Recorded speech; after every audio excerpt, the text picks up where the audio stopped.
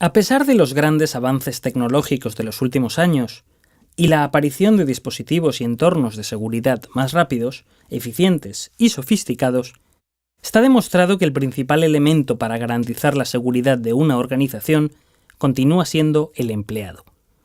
Pero, ¿realmente es la pieza clave del puzzle de la ciberseguridad? Sí, porque podemos implantar medidas de seguridad como complejos cortafuegos, sistemas de detección de intrusos, sistemas de acceso por huella, contraseñas interminables o herramientas todo en uno, antivirus, malware, anti-spyware, etc. Pero al final, es el empleado el que gestiona la información, la modifica, la transmite, la elimina y la procesa. Sí, porque podemos aplicar todo tipo de políticas para garantizar que un usuario acceda a la información estrictamente necesaria, que ésta se almacene de manera segura, que se transmita cifrada, pero al final es el empleado quien accede a la información para poder trabajar y quien debe de conocer y trabajar con estas medidas. Sí, porque el acceso a la información por parte de los empleados es una necesidad, y esto introduce riesgos, que vienen de la mano no solo de empleados malintencionados, sino de empleados que por desconocimiento o desinformación adoptan actitudes de riesgo. Visitar una página maliciosa, desactivar el antivirus, ejecutar un archivo adjunto al correo electrónico o conectar un USB desconocido a su equipo.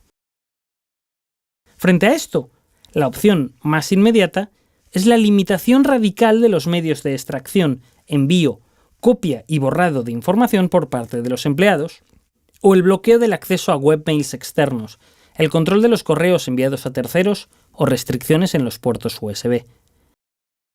Sin embargo, la experiencia demuestra que una estrategia de restricción excesiva es poco efectiva y contraproducente.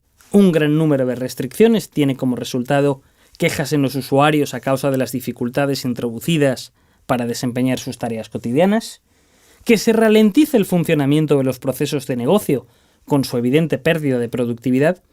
Además, es imposible siempre monitorizar de manera eficiente, transparente y legal la utilización de sistemas como el correo electrónico por parte de los empleados. Y así sucede con otras muchas medidas que pueden ser aparentemente una buena idea.